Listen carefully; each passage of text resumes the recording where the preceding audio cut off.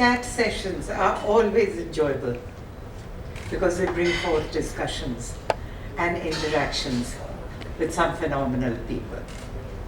With the aim to delight the culturally inclined people of Gurugram, Prabha Khetan Foundation has organized a magical chat session with the globally renowned music composer, environmentalist, Mr. Ricky Kej, under the auspices of its initiative called Ek Mulakat.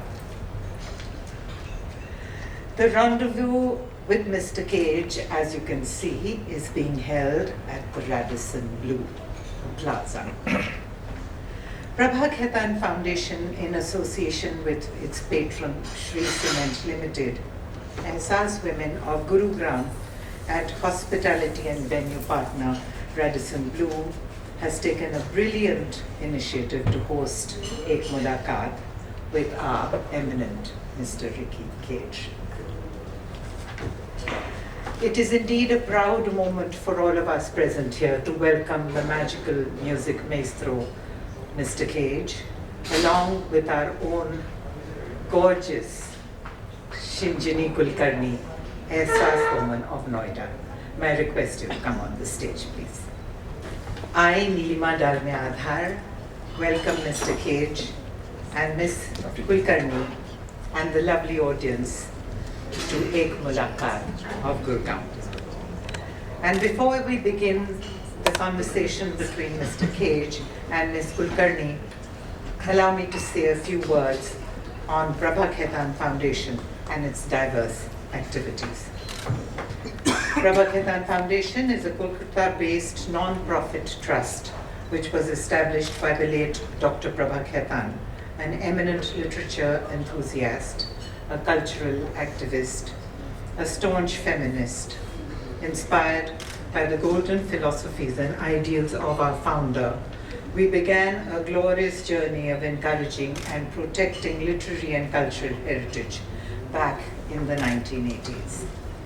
The foundation has always strived to amalgamate the diversities of India in all its literary and cultural endeavors. In the journey to curate successful boutique literature culture events, the foundation has always received generous support and cooperation from distinguished patron Shri Cement Limited, associates, and of course, Ehsas Women of India. We have an active presence in more than 40 cities in India and abroad. We dedicatedly work to connect readers to the literary creations of authors and poets, and showcase talented musicians, dancers, performing artists through praiseworthy literary and cultural initiatives. Each initiative of the foundation enjoys a global identity and niche audiences, creating the finest experiences and cultural landmarks on the global map. The Prabha Khetan Foundation raises awareness and strongly protects cultural assets of India under the aegis of our art and culture verticals. Our cultural offerings, based on heart-to-heart and free-flowing conversations that, that form the pulse of the foundation structure. One such initiative is Ek Mulakat, which is an engaging forum for distinguished and celebrated individuals to share stories, sentiments, memories, moments, news, and their views. This multifaceted in-conversation initiative under the Culture and Heritage vertical of our foundation calls for exclusive rendezvous with legends such as yourself and stalwarts from varied walks of life apart from the literary world. Ek Mulakat focuses on encouraging intellectual stimulation and enhancing knowledge. Eminent personalities come in conversation with patrons and associates and have a rendezvous on social, cultural, philosophical, economic, and current issues of modern times. The audience gets to enjoy a slice of life of an artist, achiever, cultural aficionado, or thinker. Now let me introduce to you our guest of honor today, Mr. Ricky Kej, and our conversationalist, Ms. Shinjini Kulkarni. But before I go on to tell you what I've learned from Google about Mr. Kej's phenomenal journey from his start to today, I'm very proud to say, which I discovered, that he's half Marwadi and half Punjabi. And I lay claim to your creative genius as being a Marwadi. So you get it from us and not from your Punjabi parentage. Will the Marwadis kindly clap? And of course, what was most endearing was that you still love to have your dal bhat and saag at home, rather than whatever cuisine you've been all over the world. That is truly the most endearing part of you. A 2 times Grammy Award winner, US Billboard #1 artist, GQ Hero 2020, Ricky Kej, is an internationally renowned Indian music composer and environmentalist. He has performed at prestigious venues in over 30 countries, including the UN headquarters in New York and Geneva. Ricky has won over 100, no less, music awards in 20 different countries.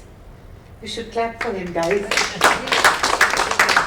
He also serves as the UNESCO MGIEP, the Global Ambassador for Kindness, UNCCD Land Ambassador, UNICEF Celebrity Supporter, and Ambassador for Earth Day Network.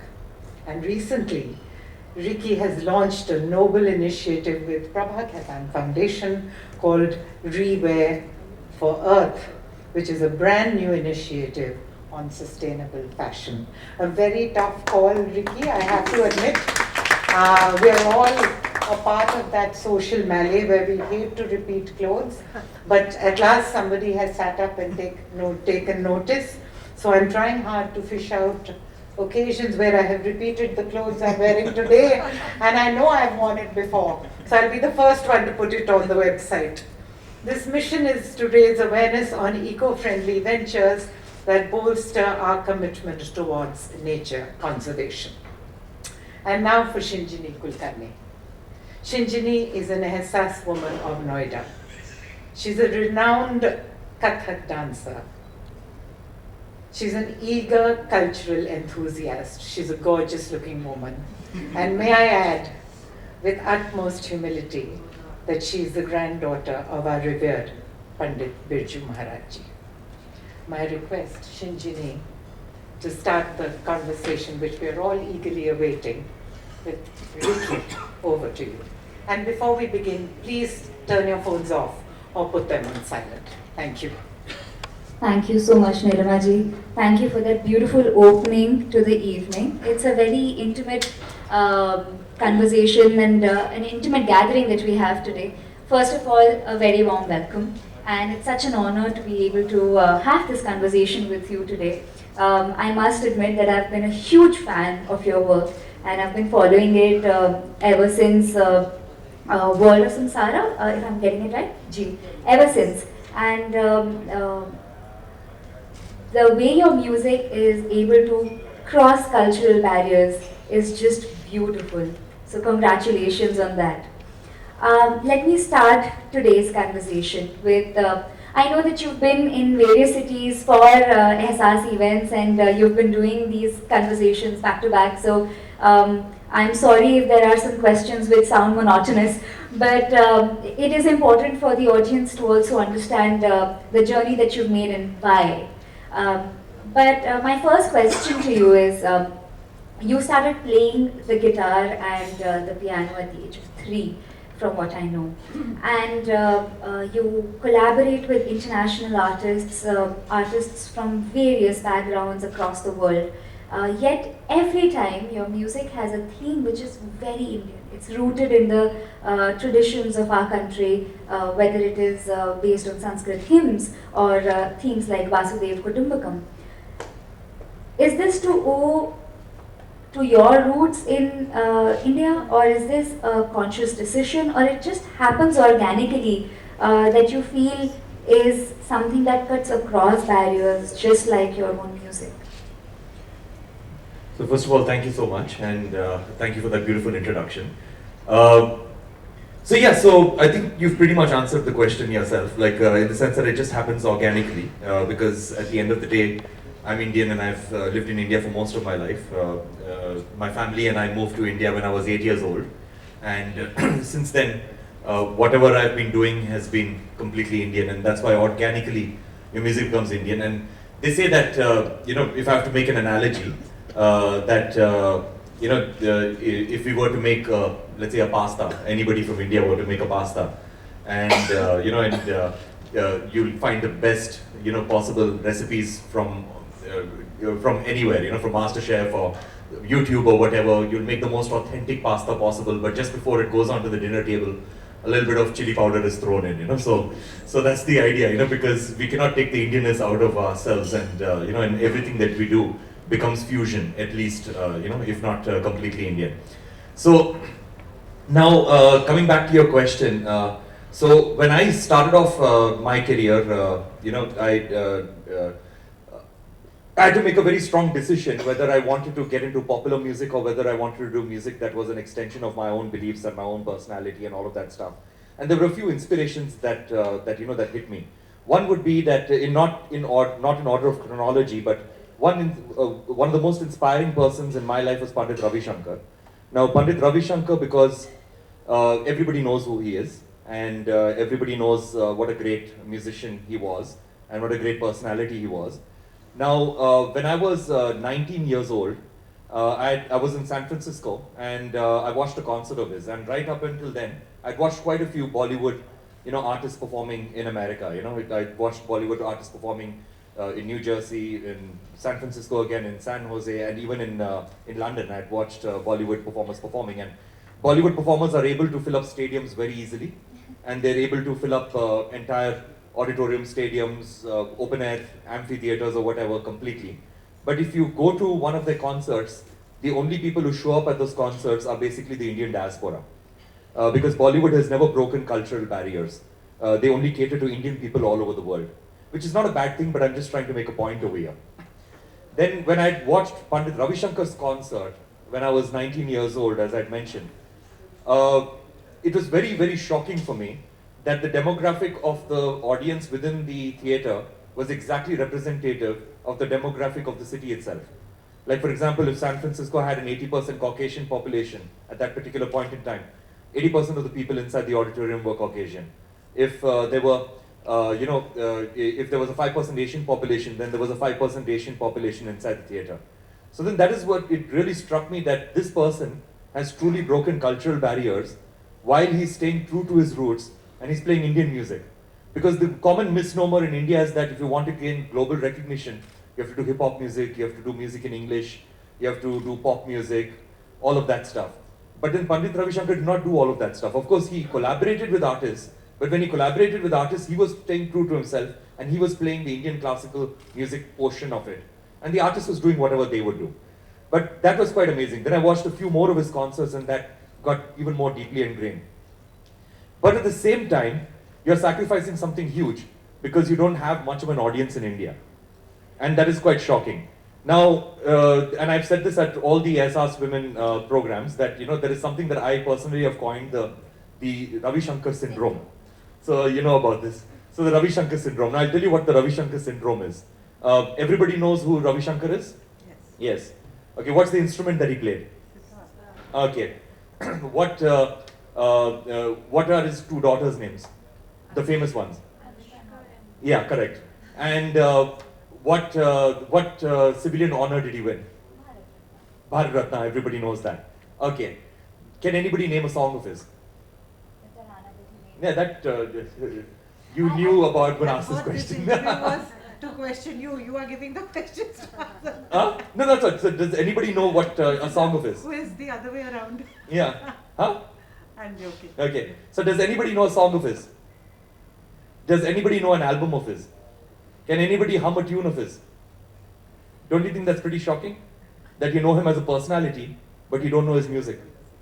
And that's a huge problem in India. Whereas I'm pretty sure that this wouldn't be the same situation if I were to have this questionnaire in a place like San Francisco or in Sacramento or in Sausalito, in these places where his music was very popular. I wouldn't have this problem, and that's not in India. These places are not in India.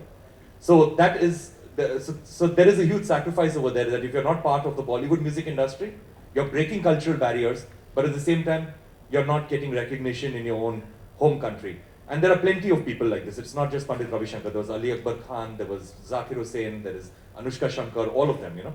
I bet none of y'all can name any of their albums too. So that's the way it is. So that is the decision that I had made, that I believed that I wanted to break cultural barriers, and I wanted to reach out my Indian music to an audience all over the world.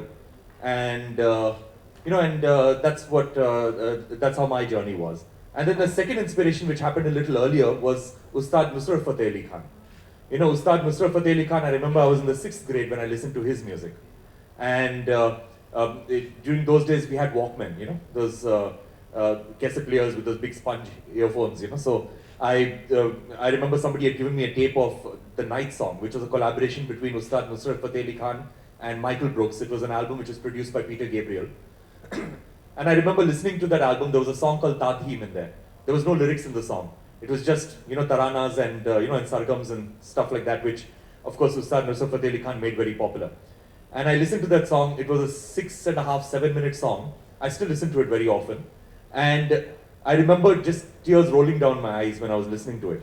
And I did not understand why that was happening. It was just an overwhelming experience for me, where I could not control my emotions. And, I was not happy, nor was I sad, but it was just that this music was so overwhelming. And that is when I realized that I need to have this, this effect on other people, through my music. And then lastly, when I was in college, that is when I heard of this band called Junoon, which is another Pakistani band. And then when I heard Junoon, that took me to another plane, because I was like, this singer, everybody remembers Junoon? Sayoni and Yar Bina and all of that stuff. So I was listening to their music and I was like, this singer, he sounds a lot like Ustad Nusrat Fateh Ali Khan, because he sings in the same vein. And at the same time, they've got like an electric guitar, they've got drums, they've got a tabla, they've got a bass guitar, they've got keyboards. And then it sort of took me by surprise that, one does not need to create a Sufi song, one does not need to create a Indian classical song, one does not need to create a pop song or a rock song, one just needs to create a good song, And whatever instrument goes into it, that's all. I mean, it does not matter at all. All that matters is that you have that emotional connect with your end audience, no matter what route you take in creating that particular piece of art or that music. So that is basically the journey that I took, and that's the reason why my music is so eclectic. But at the same time, it's got that chili powder that is put in the end. So it's basically, but it's not like an end. It's not an end garnishing the Indian music. For me, Indian music is basically the soul of my music itself, and it's at the heart of my music. How lovely. So beautifully summed up. In our defense and the audience's defense, classical artists usually are remembered more by the ragas that they used to play really well. But if Pandit not Ravi the Shankar album. had albums. He did, He had of albums. course. And Lots so of did Ali albums, Akbar yeah. Khan, sir. Absolutely All did of them had albums, yeah. Yes. And they were also of the same generation which got picked up by the West when they still saw the East as more exotic, if I may say that. This was probably the first generation of Indian classical artists who got that kind of recognition in the West. Not really. It's just that we as Indians do not recognize the musicians who are making waves outside of India. Like, for example, the album that you mentioned, Winds of Samsara, my first album that won the Grammy Award, it was the highest selling instrumental album in the whole world. And it was #1 on the US Billboard charts for a total of 12 weeks. And even then, we did not even have a release in India.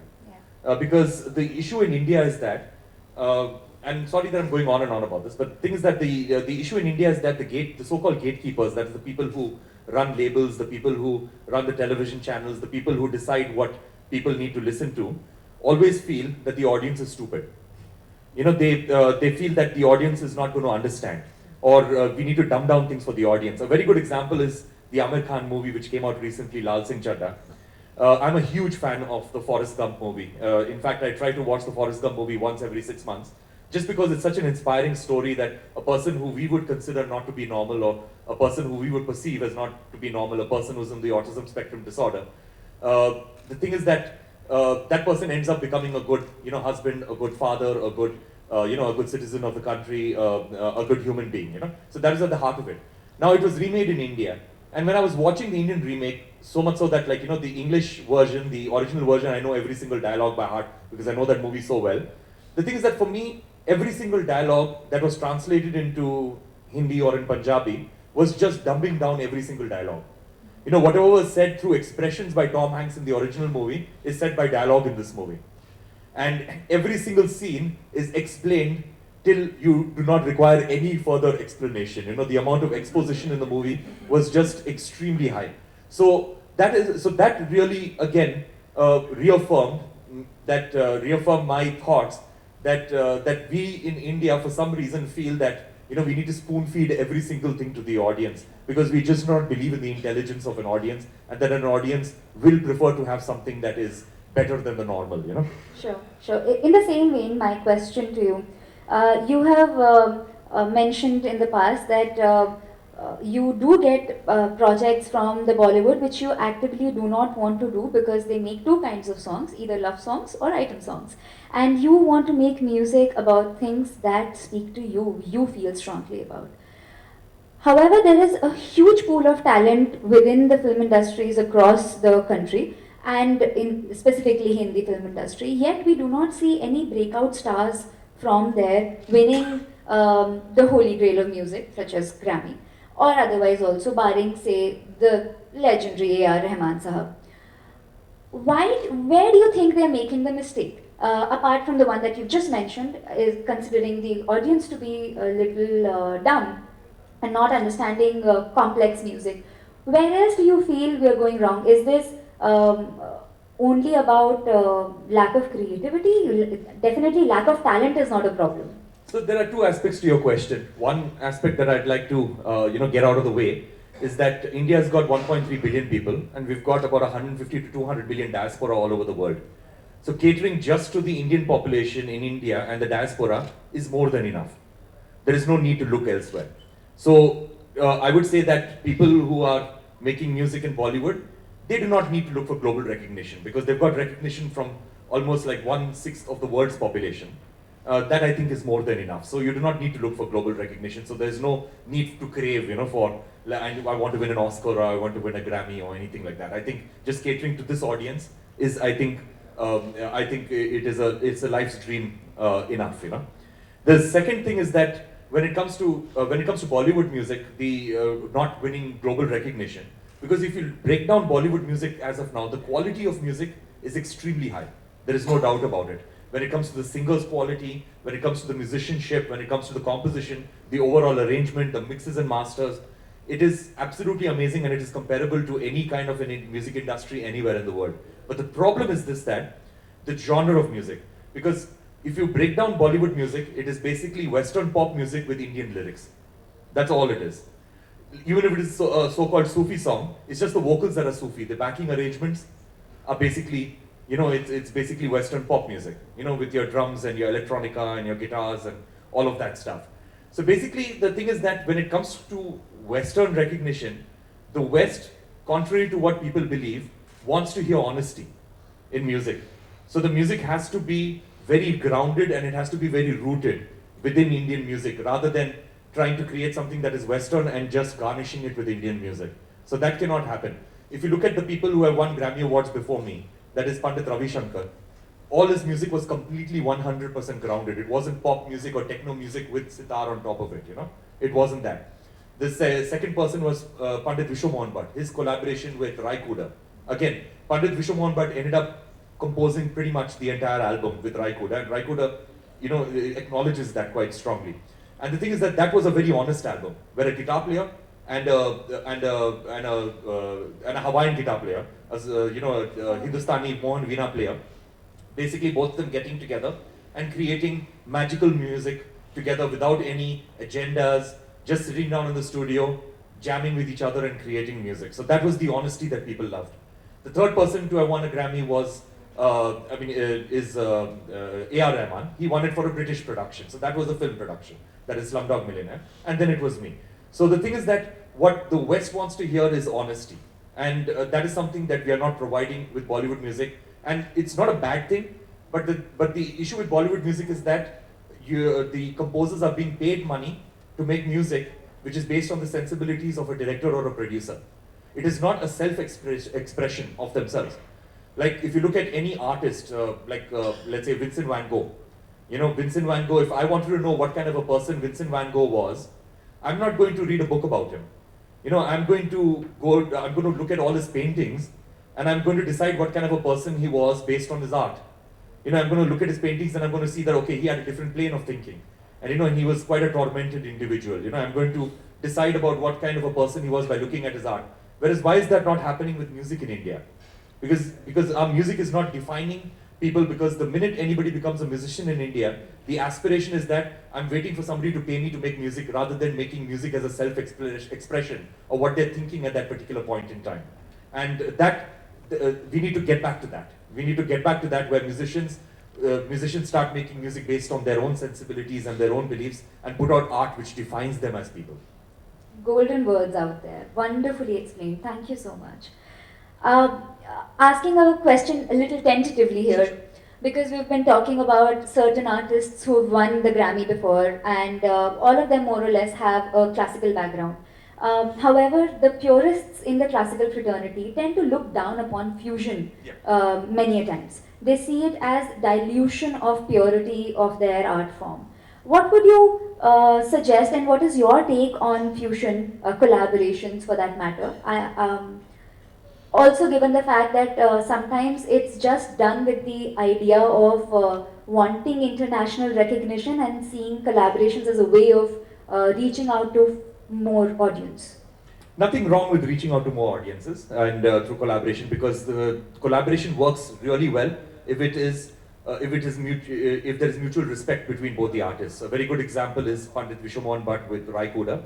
I think that's an excellent example of a beautiful collaboration where there is mutual respect and understanding between both the musicians, a heart-to-heart connection, where each musician is respecting not only each other, as individuals, but also, their musical form and their cultural form. So that would be really important. The collaboration which I won my recent Grammy for with Stuart Copeland, same thing. I got Stuart Copeland was more than ready to play, an Indian style of percussion with me, and we had like a heart-to-heart collaboration. We became the best of friends. He's almost like a father figure to me. So, so that's the kind of collaboration. It's not a collaboration where, I just send you something, you put something on it, you send it back, or, or we just sit down in the studio and I just put some sheets of music in front of you and you just play that. It was a proper heart-to-heart collaboration, and that becomes really important. Now, when it comes to your question about classical musicians looking down upon fusion, I would throw that back at you saying that the successful classical musicians do not love fusion music.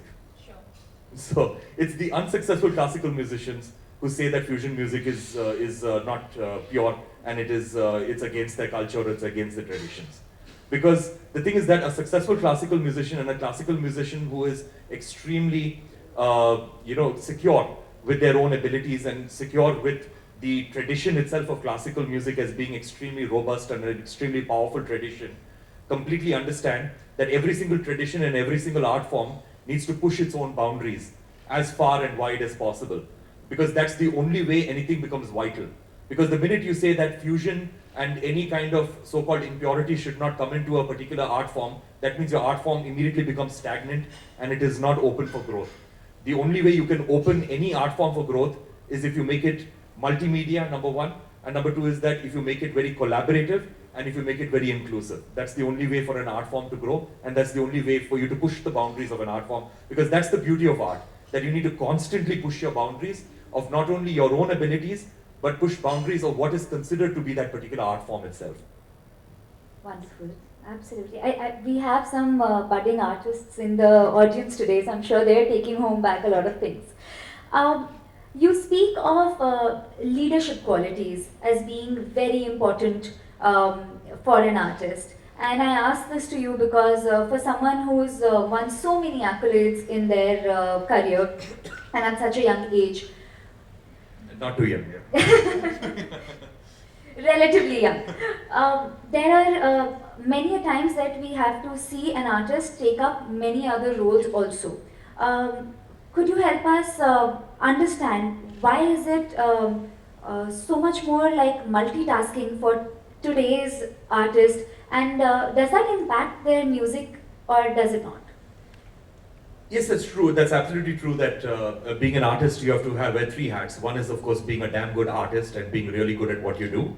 And the second thing would be is that you have to be an entrepreneur because at the end of the day, you're constantly selling a product which is yourself, to an audience. And the third thing is that you have to have leadership qualities because any art form, let's leave aside music, any art form anywhere in the world cannot be an isolated, cannot be an isolated phenomenon. It cannot be an isolated. You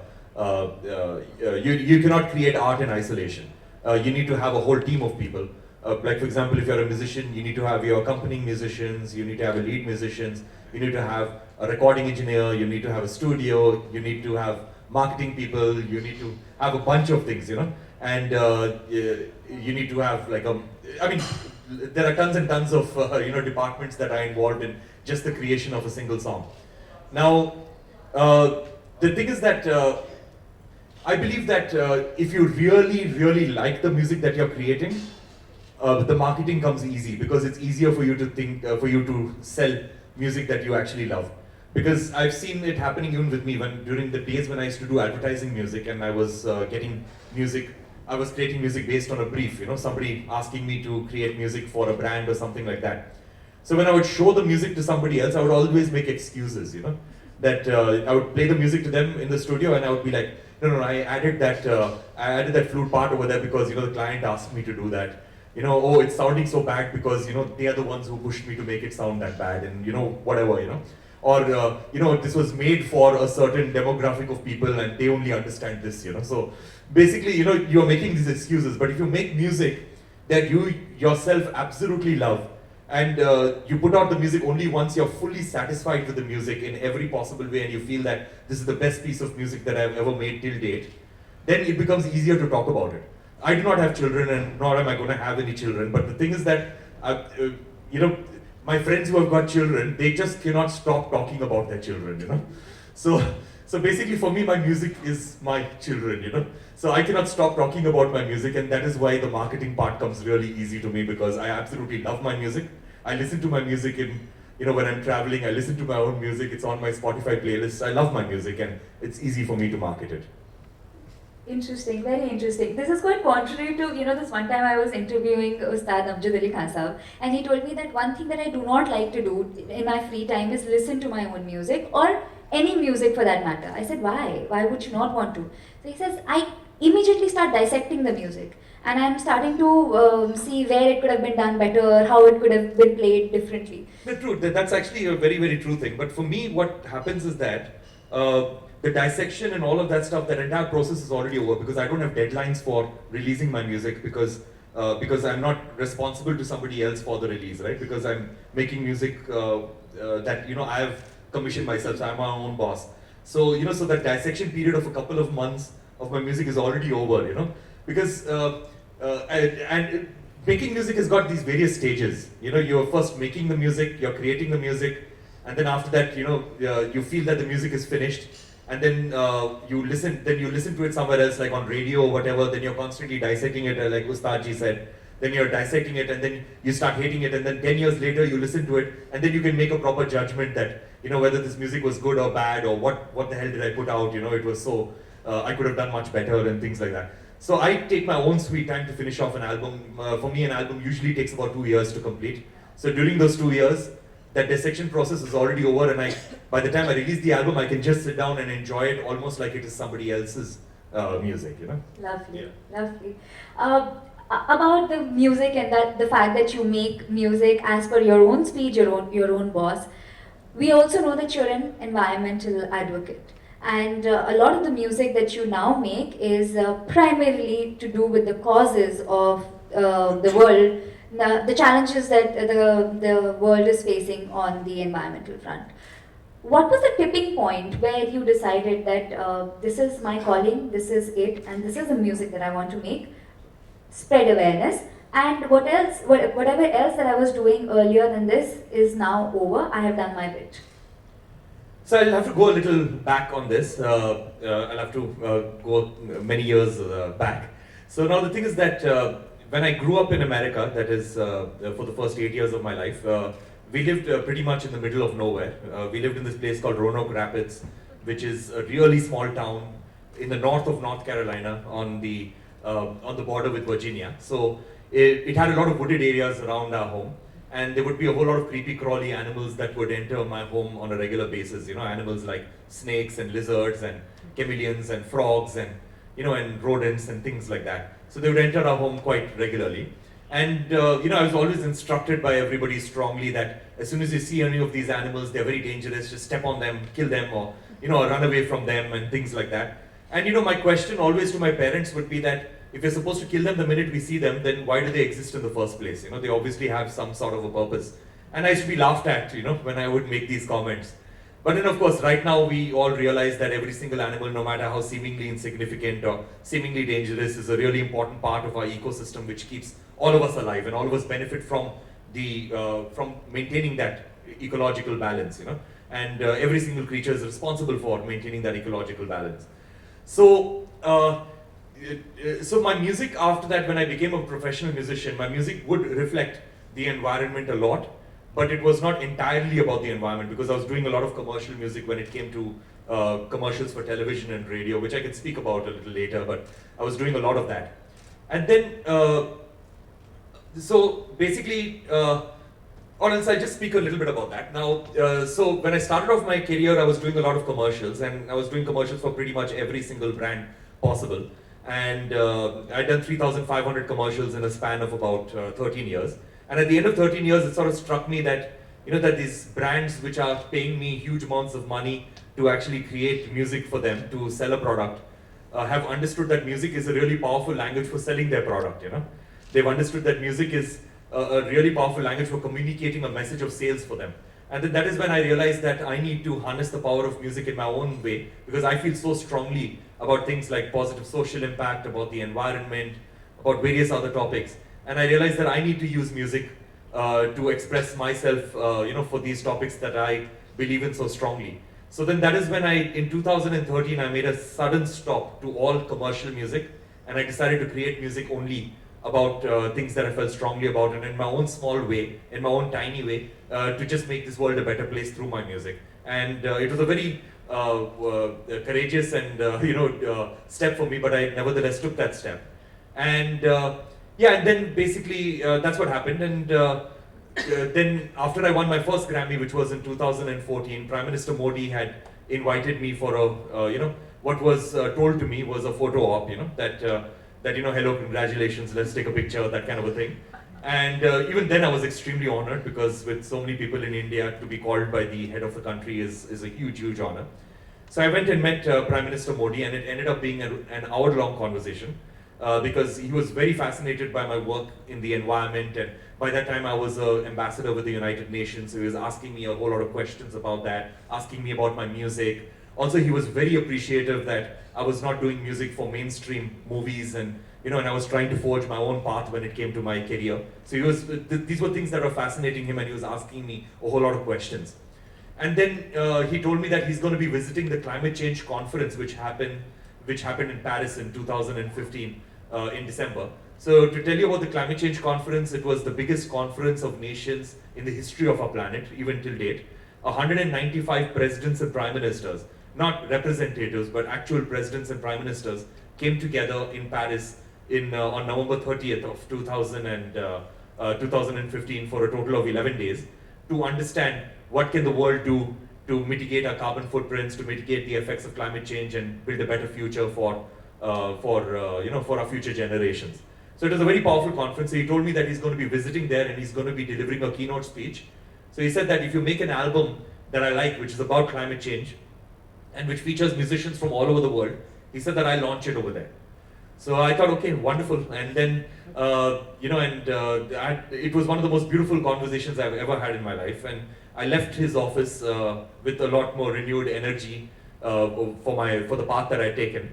And then I made the album, he launched it over there. So these are the encouraging things, because after that, it took Prime Minister Modi to get people in India to listen to my music, So that is what happened, you know. Yeah. You're talking about Shanti Samsara here. Yeah, Shanti Samsara. That was the album that I did. It featured 500 musicians from 40 countries. And I went back to the Prime Minister and I played him the music. He loved it and he said that, all right, you know, I'll launch it over there. Then the Paris attacks happened just a few days before the climate change conference. You know, where a gunman had opened fire on, in a concert, you know, and lots of people died because of that. And so there was a whole lot of talk that the climate change conference would be cancelled. But then what Paris did was that François Hollande, the president, what he did was that he sent an envoy to every single one of the 195 countries just to convince them that it is safe, you know, for you all to come in. But then Prime Minister Modi's office told me that it's better that you don't show up because, you know, if in case something happens, then they're going to bother about the world leaders and they're not going to bother about you. so it's better that, you know, you stay back and you watch it on television, and I absolutely agreed. So then I ended up watching it on television, and you know, and I saw Prime Minister Modi launching it with the then Secretary General of the UN, that is Ban Ki-moon, and with President François Hollande. It was a beautiful moment. Yeah. How wonderful. Such a big round of applause for it.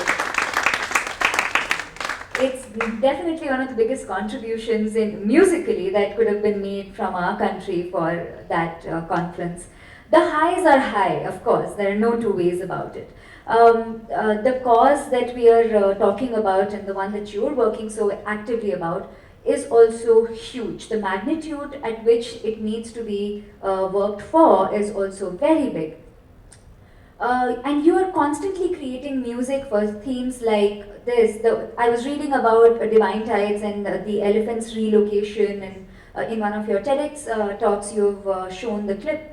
You've also spoken about creating music for the island nation of Kiribati, which is going to be the first nation to drown underwater due to climate change for no fault of theirs, because they are living in harmony with nature over there. All of these if I may say, can be very depressing themes to be working with. Does that emotionally drain you as an artist after a point of time to be constantly creating music around themes which are at some point hopeless also? I guess positivity is always key to solving problems, because there has to be hope. Only then people will move towards it. If people feel that it's only doom and gloom, then people are just going to throw up their hands and say that, you know, there's nothing we can do about it. So unless there is hope, nobody is going to actually, you know, embrace change. Now, so coming to your question, now there are always two schools of thought, you know, of communicating a message when it comes to especially the environment and climate change, and you know, and these various topics.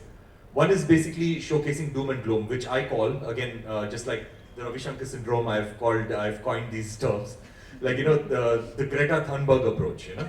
Now, the Greta Thunberg approach, Greta Thunberg, as we all know, now 19-year-old Swedish, formerly child activist, and you know, and a very, very strong voice worldwide when it comes to climate change and climate action.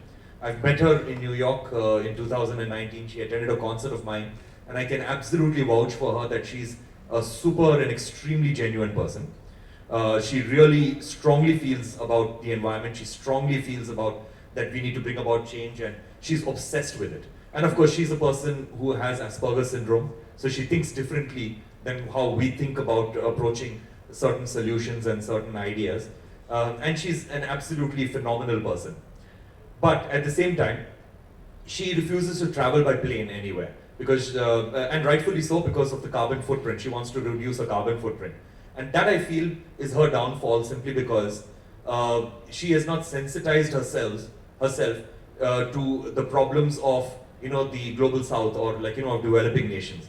Because for me, unless and until I traveled the length and breadth of India, and I traveled to rural areas, and I stayed in homes in rural India, that is when I realized the actual problems and the ground reality. Because I realized that countries like India have got two kinds of problems only. One is a problem of survival, and the second is a problem of thriving. You know? So the environment, survival and thriving. So the thing is that the environment, even though it's a problem of survival, it is always perceived as a problem of thriving, because there are far more perceivably urgent problems that everybody need to deal with, like problems like hunger, poverty, education, malnutrition, water, sanitation, gender inequality, gender violence. These are problems that are considered to be far more immediate problems. So if I were to go and do the Western approach, the one-size-fits-all Western approach, and the Greta Thunberg approach, and go to a place which is filled with poverty, and I would speak to one of those people, and I would tell them that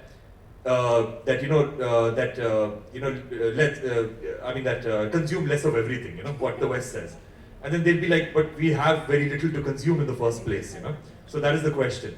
And then this second thing is that if I tell them that, okay, you don't have electricity over here, so let's not build a coal power plant. Let's keep your generation, but let's make a better let's make a better future for our future generations. Our children, our children's children. They're just going to turn back and slap you. They're going to be like, what about me? What about me? What about my children? My children need to study and all of that stuff. You cannot just skip a generation. Or the armchair activist can let that particular person stay in their house in the city, and they can take their house, and they can just exchange places if they are so concerned, So my thought is that everybody's got dreams, everybody's got aspirations, so one has to be very realistic, especially in a country like India, which is such a complicated nation, because we still, not everybody in India has got the facility or the fortune to flick a switch and a light comes on, or just, or flush a toilet and and it just works the way it is. Now the second approach is what I call the David Attenborough approach. So David Attenborough, for those of you who do not know, he's by far the most famous conservationist in the world, most famous naturalist in the world, and his younger brother was Sir Richard Attenborough, who made the film Gandhi. So David Attenborough is the more famous of the two brothers. He's the older brother, and every single conservationist, every single environmentalist on this planet, without exception, has got a story of how Sir David Attenborough had inspired them into action and inspired them to be who they are. So that is how he's made movies like Planet Earth. He's made movies like Our Planet and A Life on This World and Life in Color and and all these Blue Planet and all these brilliant movies. And I had the opportunity to work with him on a movie called Wild Karnataka. So the thing is that his approach is that we as human beings, we only protect people. We only protect things that we love. So the thing is that so Sir David Attenborough says that we as human beings, we will only protect things that we love. And this is also something that a Senegalese philosopher, a guy called Baba Diom, had once said, that we as human beings will only protect things that we love. We will only love things that we understand, and we will only understand things that we are taught.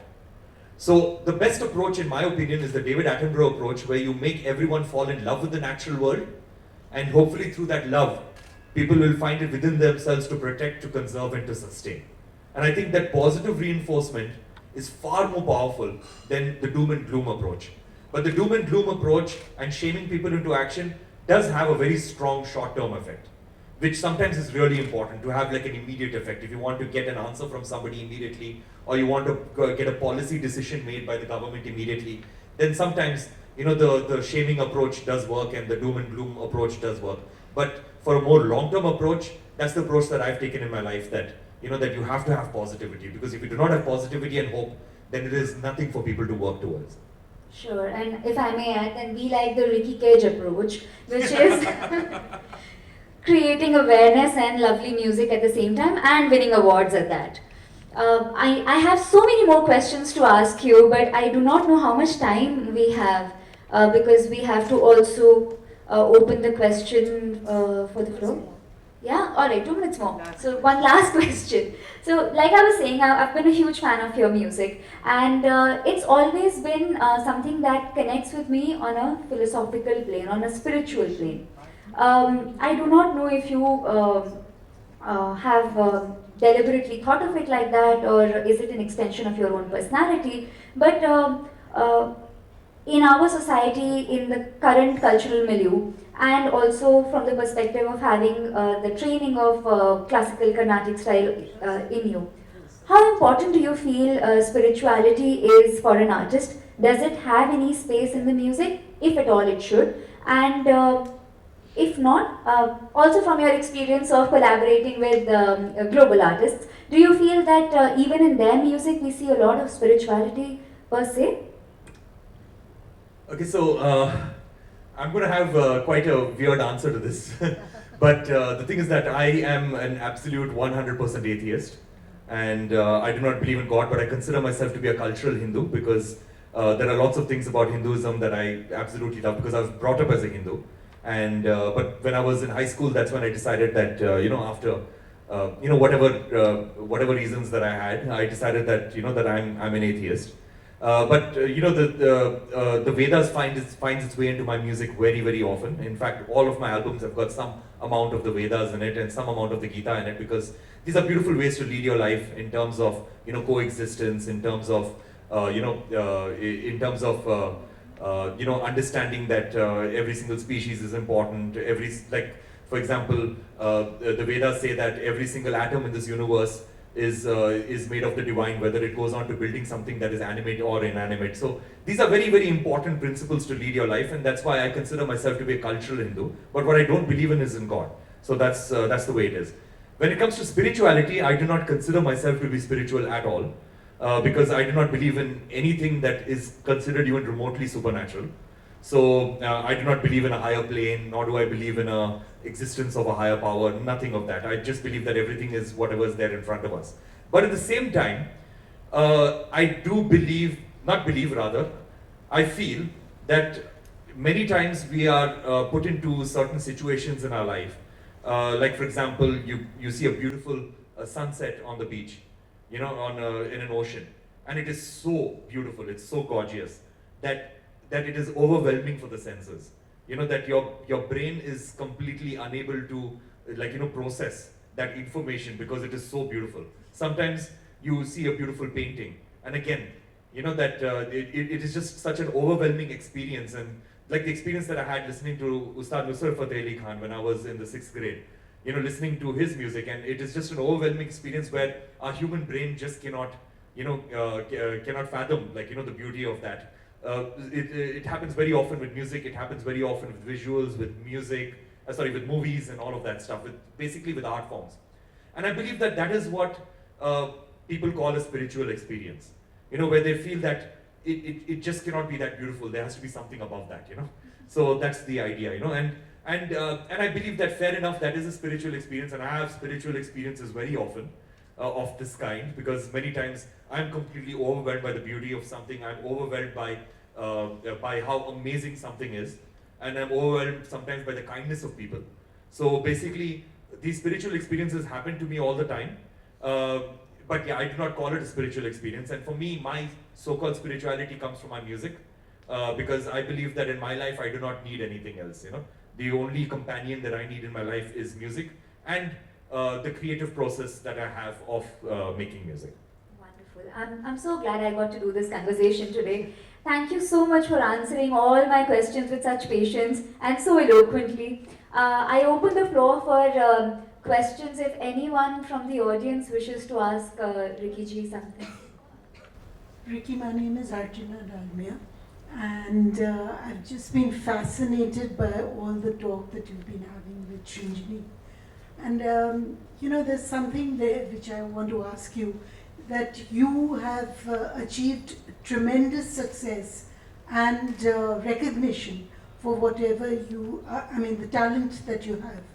So what would you owe this to? If it's not chance, is it some kind of higher planet or spiritual or universe, or what is it? Because there are a lot of artists that go unrecognized. There are these programs like Saregama and all these things where they spot talent. So what would you say your achievement is because of, besides talent? So I've always believed that any lack of talent that somebody may have can be overcome by hard work. Because see, I've won 2 Grammy Awards, and the thing is that right today we are in Delhi right now, right today, right now, off the top of my head, without even thinking, I can name about 50 musicians who are in Delhi who are more talented than me. I can name them off the top of my head. Bangalore, since I live in Bangalore, I can probably name 100. So that's the way it is. But I cannot name a single person who is more hardworking than me. I can assure you that. So I'm extremely hardworking and I cannot name. And they say, that luck plays a very important role. But it's funny that the more hardworking you are, the more luckier you get, So that's the way it is, So I believe that everything is about, hard work. That's about it. Hard work and leading an extremely disciplined life. So that is very, very important. Hard work and owing everything to the art. And when it comes to the awards, since that's been brought up a couple of times, now there are always two ways to look at awards. One is, of course, vanity, that, I won an award, I'm better than everybody else, and things like that, which is, of course, the wrong way to look at an award. The second way is that every single award is a platform, for more people to recognize you, and thus for your music to reach a wider population. And but more importantly, since my music is about a message, so to spread the message further and wider. So for me, when I win an award, the only thing that comes to my mind is basically, now how do I use this, How do I use this recognition, to take things to the next level? How do I use this recognition to have to collaborate with people who I've wanted to collaborate with? How do I use this recognition to, to further my message on the environment? How do I, these goals which I've been wanting to achieve, how do I achieve those goals because, I've won this award? So so a lot of people say that, I'm not in it for the awards are not good, they're not important. I say awards are extremely important. And, but at the same time, you have to know how to utilize these awards so that that you can further your own cause rather than just thinking that the award is the end game. The award is not the end game. The award is basically the beginning of something amazing. So it's the recognition that spreads your message because you're a recognized person. That does help. Good quality art, recognition, and your ability to market yourself. That is also, one cannot discount that. Your ability to be able to spread that message far and wide and to reach your audience. Because especially in a niche genre like myself, which is not a one-size-fits-all approach, like pop music where millions of people will listen to it. Mine's a little more niche. So the idea is to actually find the population that will actually appreciate it. So a lot of people say that, oh, my music is so good, but nobody's listening to it. And nobody's listening to it, nobody appreciates it. No, that's not because nobody's appreciating it. You're not finding the audience that will appreciate it. So you need to work really hard to figure out where is that audience which thinks like you, Because if you make music that you absolutely love, you're definitely going to find people who agree with you, who also love that music, So the thing is that it's about finding those people, and that is the challenge.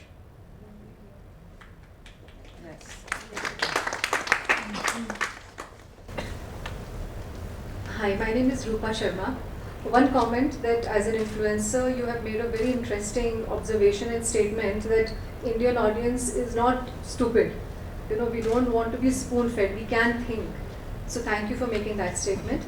And I have one question, that I as a regular citizen, I'm no influencer, I'm just a regular person, what can I do at my level to contribute towards good environment?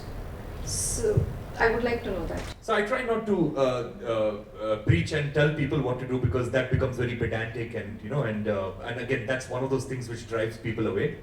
But I can tell you what I do in my life. So the first thing that I do is that I do not have a car.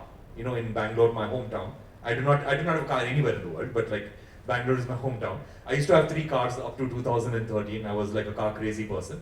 I decided not to have a car because I needed to jump into the ocean of public transportation.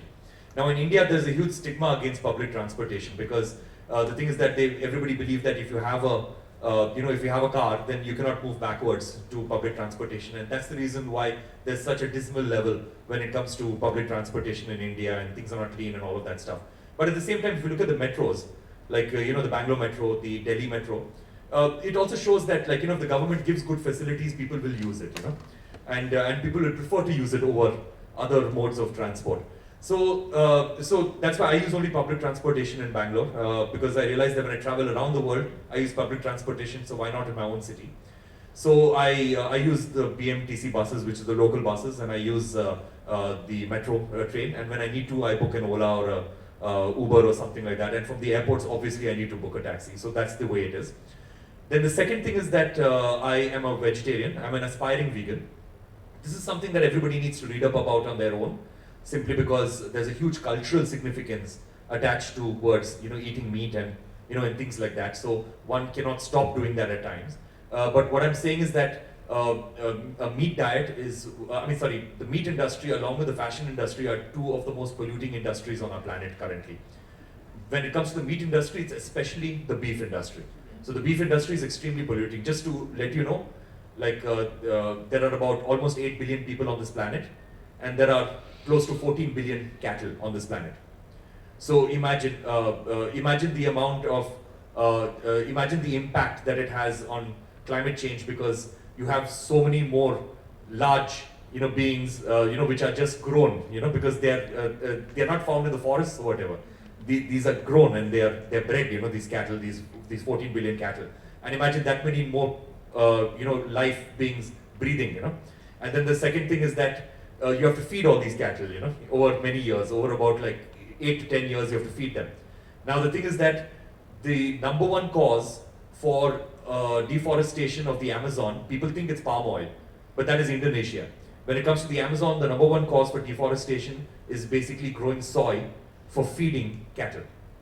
So that's the thing. Now imagine if there was no cattle, then all that soy would go into feeding human beings, and we would solve the whole world hunger problem completely, like straight out. We would solve that problem.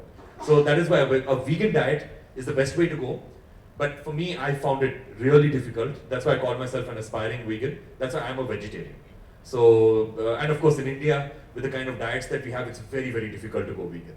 So I'm not making excuses, but a vegan diet is the best way to go, but I have not been able to achieve that. The third thing is that when it comes to fashion, which is why we are here for the Rewear for Earth campaign that Prabha Khaitan Foundation and I are doing together. Fashion industry is very polluting. Long story short, if you look at a single pair of jeans, if you think about it, it requires about 12 to 14 cotton plants, to grow to create that single pair of jeans. You have to water those cotton plants over many, many weeks. So imagine the water footprint of that. And then you have to pluck those cotton plants. They put in a whole lot of pesticides into it because it's not an edible crop. So they put a huge amount of pesticides into it. And then after that, you pluck the cotton plants, and then it's transported many, many countries away, and for the processing. So imagine the carbon footprint of that, of taking it across a plane or taking it across a ship and taking it to another country. And then after that, it's processed. Then after it's processed, it's taken to a completely different country for weaving. After that, it is taken to a completely different country for dyeing and for stitching, which is usually India or Bangladesh. And then from there, it's taken to many, many countries all over the world for selling. So the amount of water that is used for a single pair of jeans is said to be 8,000 liters of water. So people say that don't turn off the faucet when you're brushing your teeth and things like that. Of course that helps, but just buying lesser clothes, it helps us tremendously. Buying good quality clothes and constantly rewearing them. People there's a whole lot of eco-friendly clothes that we hear about in the market. You go to an H&M, it says consciously, consciously stylish and consciously sourced cotton and all that stuff, which is all good, and some of it is greenwashing, but all of it is good. But the only way for us to make this better is to just buy lesser clothes. That's the whole thing, and to give up this paradigm that every single Instagram picture of ours has to have a completely different outfit and we cannot be seen. Again, I say this repeatedly, and this is also going to help for everybody's mental health also. And I say this always, like this particular suit that I'm wearing, if you go to my Instagram, you'll find it at least in about 8 events. That's what it is, and the same thing with the shirt and everything. So that's that's what's extremely important. Same thing with cotton t-shirts. And of course, there's another added problem of microplastics, because even if somebody says that a particular shirt or a t-shirt or a jeans is 100% cotton, it always has some amount of a polyester blend. When you put that into the washing machine, the polyester blend comes out as microplastics. There's no way to recycle it because you can't find it. It's microscopic. And that always finds itself into the ocean. Somehow, it channels and all that stuff, and it finds its way into the ocean. And when it finds its way into the ocean, the poor sea animals, what they do is that they open their mouth, the fish and all of that stuff. They open them out, they take in the water, close them out, drain out the water. Whatever's remaining it's taught to them that it is organic material.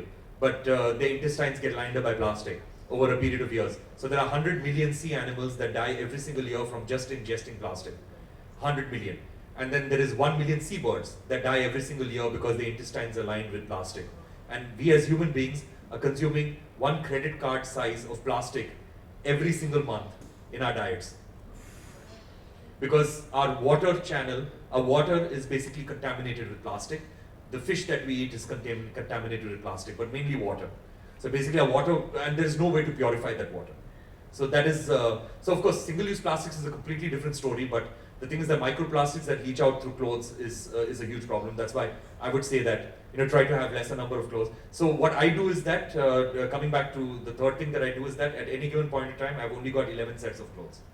So if one set tears, then that is when I give up that set of clothes, and then I buy a new set, and I take very good care of my clothes. Like when I just reach the hotel, first thing is that, because I've been on the road for about, I think more than a week now, and I will be on the road till November, I think November 8th, I'll be traveling from city to city, and also going internationally for some concerts. So basically, as soon as I go to a hotel, the first thing I do is that give all my clothes for laundry, because I'm pretty much carrying my whole wardrobe with me right now in one suitcase. So that's how it is. And the last thing is that I get my carbon footprint audited every quarter, just like how everybody get their finances audited. There are plenty of these companies and these companies across India which audit your carbon footprint based on everything from your ink usage to your ground transportation, your air travel, from your electricity usage, everything. Whatever you buy, all your clothes, all of that stuff. So it's completely audited, and then they tell you a certain carbon footprint that you have, the impact that you've had on the environment, and then you can choose to mitigate it, like through tree plantations or investment in renewable energy. That's what I do. But again, that's again greenwashing. The only way to do it is to actually reduce your carbon footprint to the minimum possible.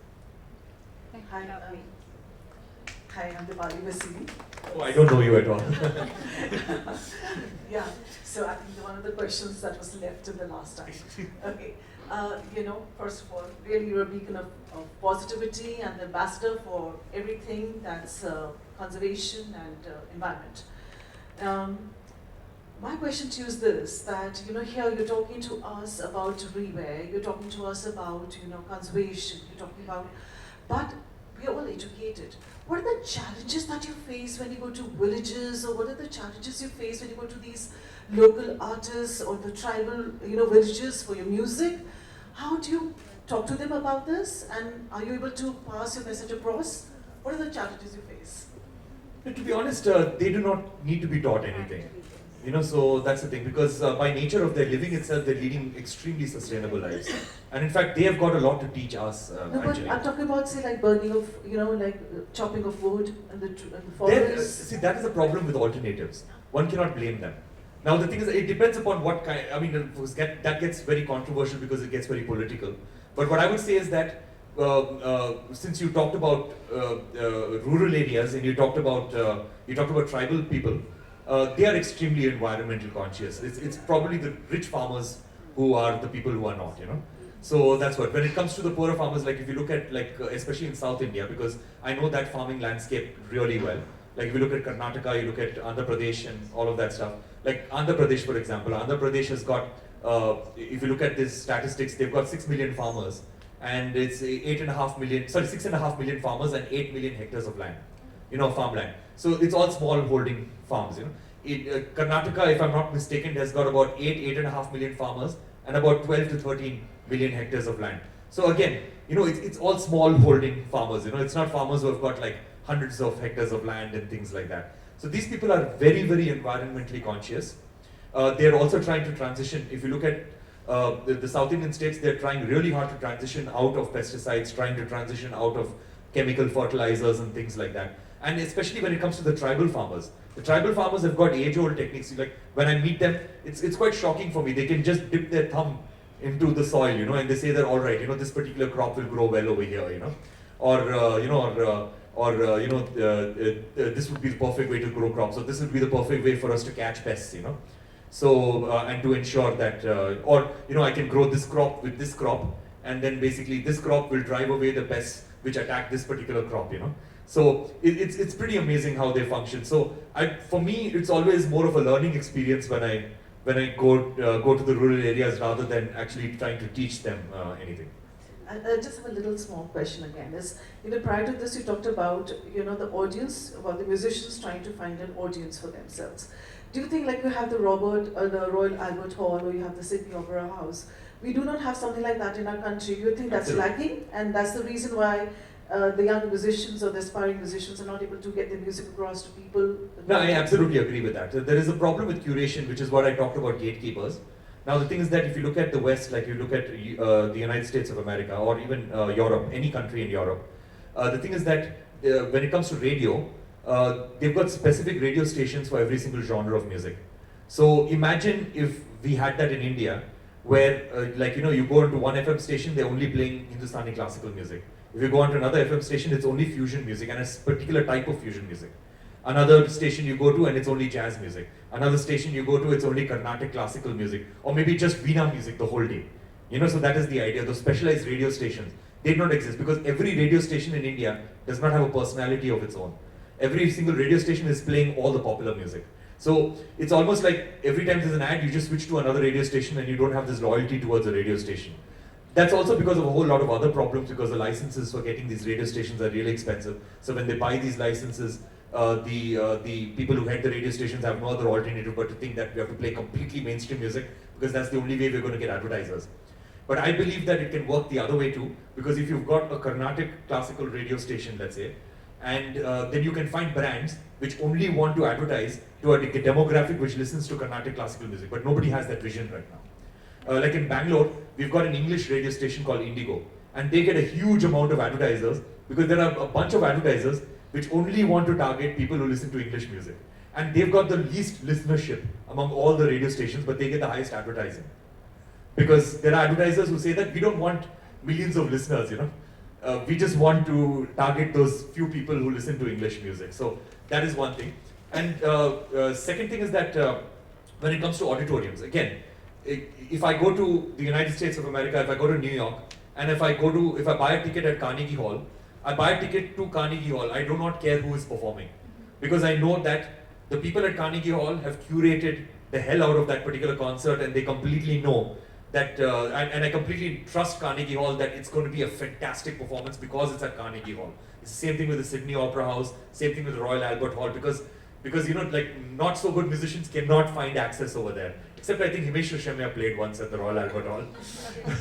but the thing is that the way that these halls work is that they've got something known as Carnegie Hall Presents, which is the stuff which Carnegie Hall curates, and then they've got just the, whatever artist at Carnegie Hall. So basically what happens is that you have to select the concerts which say Carnegie Hall Presents, which means that Carnegie Hall has actually hired the artist or Carnegie Hall has curated the artist. That does not exist in India at all. And I believe that that's a very good point, that we need to have these auditoriums and these really, really high quality auditoriums across India, where there is a very, very good curative organization which hopefully is not very political, and which actually select artists and and tourists. When they come to India and they come to a particular city, they just know that and I'm saying this in the nicest way, they don't care about the artist, but they care about that I want to see a concert at this particular hall. So that is the idea. Thank you so much. Such a pleasure to listen to you each time.